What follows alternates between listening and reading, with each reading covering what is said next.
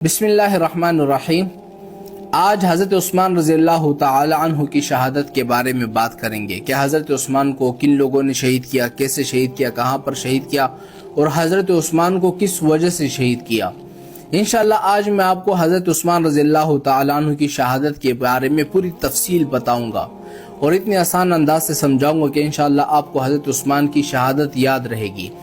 دیکھو، بات کچھ یوں شروع ہوتی ہے جب حضرت عثمان رضی اللہ تعالی عنہ خلیفہ بن گئے، مسلمانوں کے امیر بن گئے، تو یہودیوں کو اور چڑچڑاہٹ ہو گئی۔ چڑچڑاہٹ یہ ہو گئی، یہودیوں نے کہا یار اسلام تو مراکش سے لے کر کابل تک پہنچ رہا ہے، اب ہم کیا کریں، اسلام کو کیسی تکلیف پہنچائے، مسلمان تو تعداد میں بہت زیادہ ہو چکے ہیں۔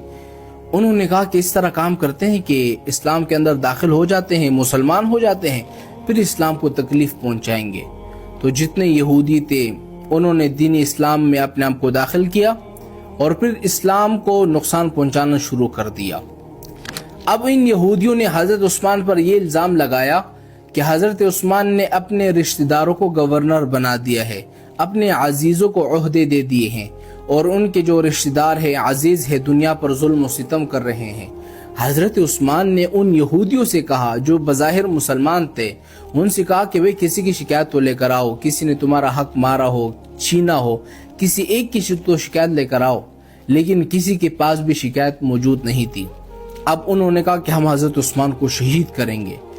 اب حج کے دن تھے اور حج کے دنوں میں آپ سب حضرات کو پتہ ہے کہ سارے لوگ مکے چلے جاتے ہیں حج کرنے کے لیے۔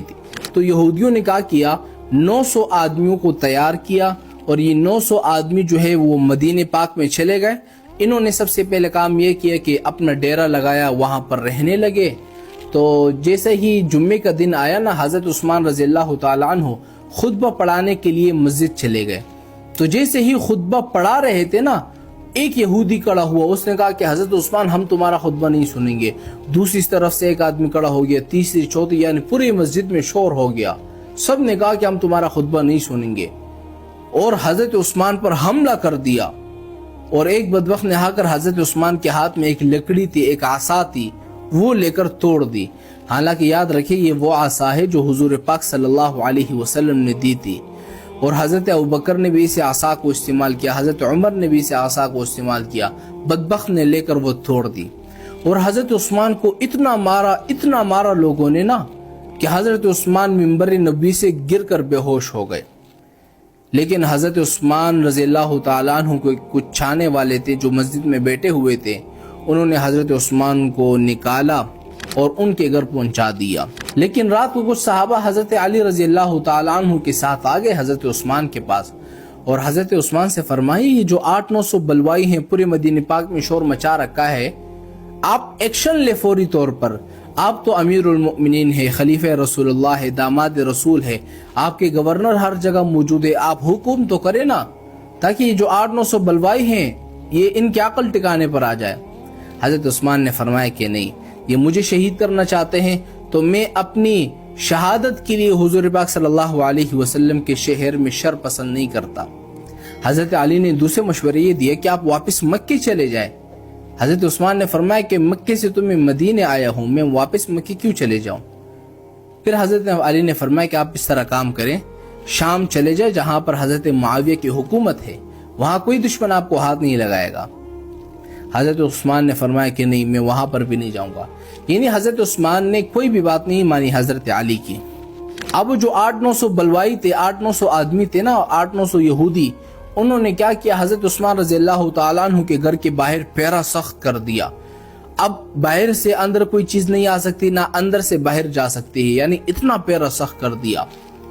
اب حضرت علی رضی اللہ تعالیٰ عنہ نے نوجوانوں کو حکم دیا، حضرت حسن کو، حضرت حسین کو، حضرت محمد ابن طلحہ کو، حضرت عبداللہ ابن عمر کو، ان نوجوانوں کو حکم دیا کہ تم حضرت عثمان کے گھر کے باہر پہرا دو اور کسی دشمن کو اندر نہیں آنے دینا۔ تو یہ جتنے نوجوان تھے یہ حضرت عثمان رضی اللہ تعالیٰ عنہ کے دروازے پر کھڑے ہو گئے پہرا دینے کے لیے۔ حضرت علی وہاں سے چلے گئے تو پہرا تو اتنا سخت تھا کہ باہر سے کوئی اندر چیز نہیں لا سکتا، نہ بھی اندر سے باہر چیز جا سکتی، یعنی اتنے لوگ جمع تھے، اتنے دشمن جمع تھے۔ تو حضرت عثمان رضی اللہ تعالی عنہ کے پر 40 دنوں تک پانی بن رہا، 40 دنوں تک حضرت عثمان نے پانی نہیں پیا۔ پھر ایک دن حضرت عثمان رضی اللہ تعالیٰ عنہ تنگ آ گئے. حضرت عثمان رضی اللہ تعالیٰ عنہ اپنے گھر کے چھت پر چڑھ گئے اور اعلان کر دیا کہ اے اہل مدینہ اور اے میرے دشمن، باغی دشمن سارے اکٹھے ہو جاؤ. سارے دشمن اکٹھے ہو گئے.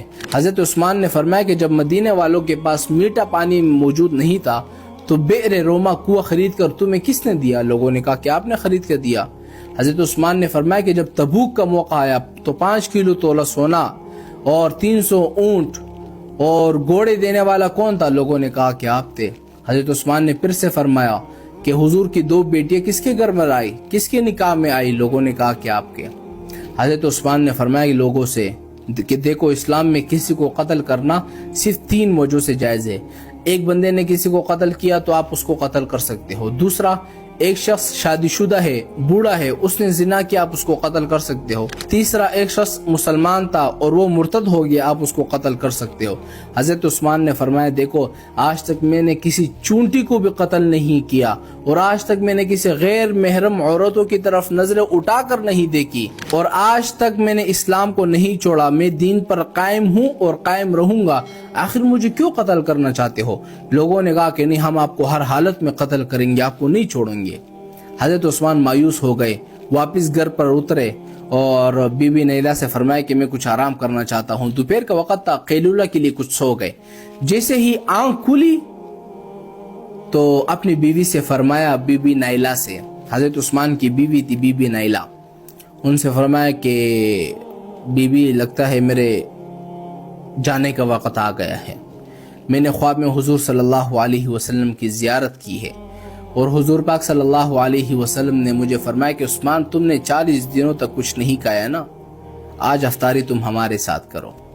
حضرت عثمان نے اپنی بیوی سے فرمایا کہ لگتا ہے کہ میرے شہید ہونے کا وقت آ گیا ہے اور حضور بھی مجھے بلا رہے ہیں. تم اس طرح کام کرو کہ مجھے ایک پاجامہ دے دو تاکہ میں پہن لوں اور دشمن جب مجھے قتل کرے کہیں پر میرا سطر نہ کھل جائے. یعنی موت کے وقت بھی حضرت عثمان کو اپنی سطر کا خیال ہے. اس لیے تو کہا جاتا ہے نا کہ حضرت عثمان حیادار دے، فرشتے بھی ان سے حیا کرتے تھے. حضرت عثمان رضی اللہ تعالیٰ عنہ نے پاجامہ پہن لیا اور قرآن کی تلاوت کرنے لگ گئے. اب دشمنوں کو موقع مل گیا. دشمن نے کیا کیا کہ گھر کے پچھلے حصے سے گھس آئے. آگے تو نوجوان کھڑے تھے نا، حضرت حسن حسین، وہ تو دروازے پر کھڑے تھے، لیکن گھر کے پچھلے حصے سے دشمنوں نے اٹیک کر دیا. حضرت عثمان قرآن پڑھ رہے ہیں، پیچھے سے ایک دشمن آیا اور اس کے پاس اتنا بڑا لوہا تھا، مضبوط موٹا لوہا تھا، اور اس نے آ کر حضرت عثمان کے یہاں پر وار کیا. جیسے ہی یہاں سر پر وار کیا نا تو حضرت عثمان کے سر سے خون کا فوارہ نکلا.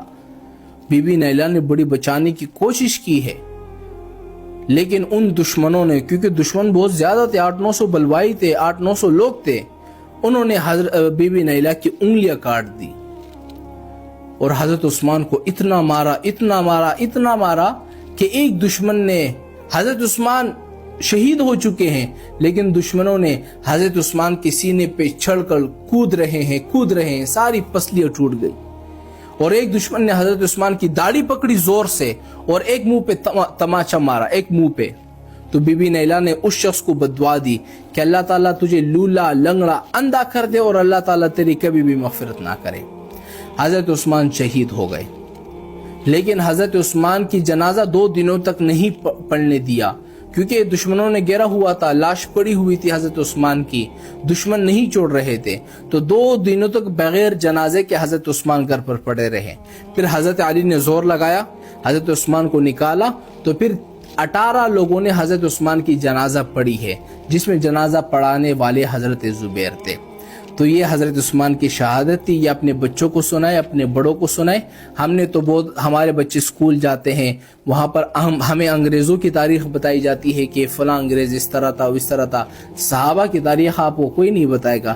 یہ حضرت عثمان کی شہادت تھی کہ 40 دنوں تک پہلے پانی بن رہا، پھر حضرت عثمان کو شہید کر دیا. یہ پوری مکمل تفصیل میں نے آپ کو بتائی ہے حضرت عثمان رضی اللہ تعالیٰ عنہ کی شہادت کے بارے میں. امید کرتا ہوں کہ آپ کو حضرت عثمان کی شہادت کا جو واقعہ ہے آپ کے ذہن میں بیٹھ گیا ہوگا، اور یہیں سے میں آپ سے اجازت چاہتا ہوں. السلام علیکم ورحمۃ اللہ وبرکاتہ.